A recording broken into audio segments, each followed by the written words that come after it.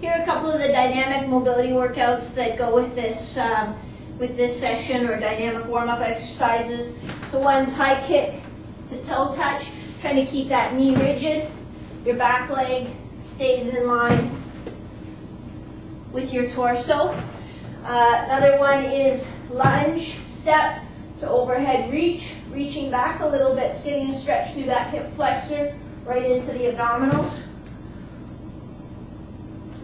Another one is lunge lateral, so step lateral, bum back, chest up, getting a stretch here, then you'll cross over, side bend into the next lunge lateral, crossover, side bend. Just remember when you do this one that your trail leg comes in front and then you side bend back in the direction you're coming from, or away from this back leg. This one I think we've done before, but it's just elbow to the instep, but then rotate. And we'll rotate two ways, so this is what I would call opening up. But then if I bring my opposite hand down, I can rotate away. And then you would just step into the next one, hand down, and rotate. And you'll see a couple exercises that are rapid excitation exercises. For one, I just use my agility ladder. I put one foot in the ladder, one foot out. I just get a nice medium athletic stance, and I'll switch so my other foot goes in the square next. And I try to get that movement from my hip joints as opposed to turning my hips. So get the movement front to back. So that's the scissor switch. And then the other one that you'll see is what's called a mountain climber. So if you're here, trying to keep your hips fairly low, quick, quick, quick, quick, quick. And those are just in little 5 or 6 second bursts. And then you would take twice as much rest, so 10 to 12 seconds rest in between each one. But just think of getting those hips, the front and the back, firing. So I'm monkeying around a little bit with how I design my programs. And this is a new template that I'm working off of, and I'll be interested to see how you like it. But now we're going to put a little bit of power and a little bit of core stabilization in at the beginning, with the idea that getting the power application when your muscles are the freshest before we've done our strength training. And also then I can do some core training because I need a fair amount of recovery in between sets of power exercises. And I don't really want anybody standing around, so let's do your core activation training there. So the first exercise is just a box hop up, getting good force application, absorbing the landing. That was a little bit loud. That was better. So I'm trying to get good movement through my hips, knees, and ankles, explode up as high as I can. So in my mind, I'm imagining that the box is this high, which means I would be in big trouble because I only can get about that high. But you get the idea. Try to jump through the ceiling and absorb your landing. Then what we'll go with that is just our Superman exercise. So just hands and knees position, one arm in the opposite leg, holding for 30 seconds. If you want to make it harder, lift up that back toe. That was a lot harder because it really hurts your knee to do that just on the wood floor. From there you would do your med ball rotary pass, so either to a good cinder block wall or with your training partner.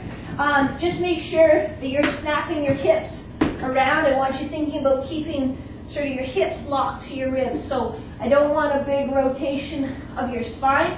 I want your spine stabilized, so I want you bracing with your abdominals like you're going to get a punch in the stomach. And then I want you loading, creating that power from your legs, and then just transferring it through your torso onto the wall. So that will be hard. I don't want to throw too hard because this wall has drywall on it and I don't want to trash the joint.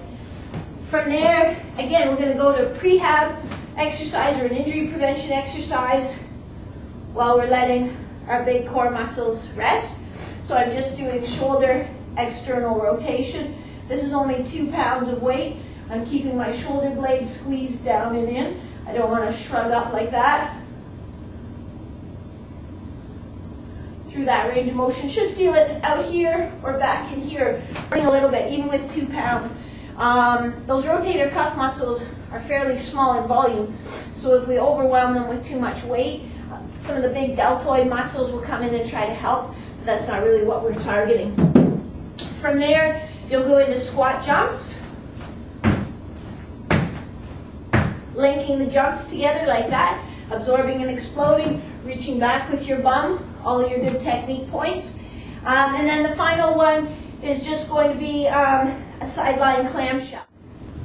So lying on your side with your knees bent to about 90 degrees, and your hips just slightly flexed, feet stay touching, just lifting up that top knee and down.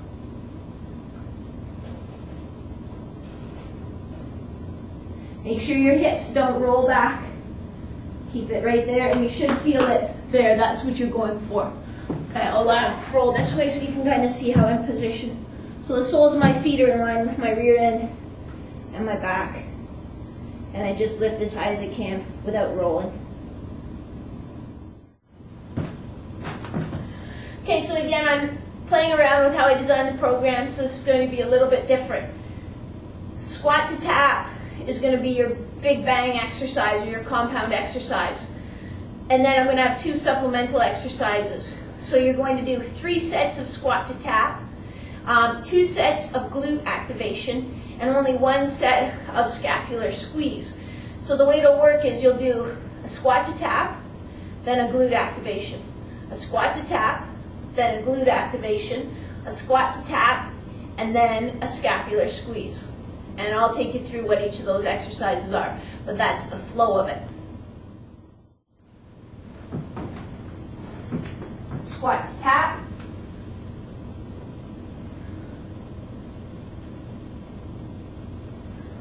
Reaching back with your bum. Keeping your chest up, your heels stay on the floor the whole time. Check the tempo in your workout program and follow it exactly. Prone hip extension. This one looks a little strange. Maybe don't do it in the gym the first day you join. But it's important that we get good glute activation, that your hamstrings aren't doing all the work. So you're going to lie face down. You're going to bend your knee, so bring your heel up as far as you can towards your rear end. Then I actually do want you to touch your butt. You're going to squeeze your glute, so feel it flex underneath your fingers. And then you're just going to extend your hip a little bit, or slightly lift the weight of your leg. I don't want you lifting your leg right off the ground, because really we don't have a whole lot of hip extension, and I don't want you going into lumbar extension. I just want you activating the glute and then using it to move your hip into slight extension. Let me turn this way, show you what I mean. So here, I'm going to squeeze my glute. I'm going to extend just that much, so really just my knee and the bottom third of my thigh are off the floor. I'll hold 1, 2, 3. I'll come down and I'll relax all the way. Squeeze, lift, 1, 2, 3. The other exercise that goes in with this is a prone scapular squeeze. For this one, you'll lie face down with your arms at your sides. You'll squeeze your shoulder blades down and in. See how my shoulders lift up a little bit? That's fine, they will, but I'm thinking of getting that movement from my shoulder blades, not from my shoulders. So I'm not throwing my shoulders back, I'm just squeezing my shoulder blades together. And then I'll slowly relax. I'll squeeze my shoulder blades, and I'll slowly relax. Make sure you're not leading from here, from your lats. So if you find you're just kind of pushing your shoulders down or pushing your shoulders towards your feet, that's not what I want. I want you just squeezing them down and together slightly. And again, you'll hold that position for 3 seconds.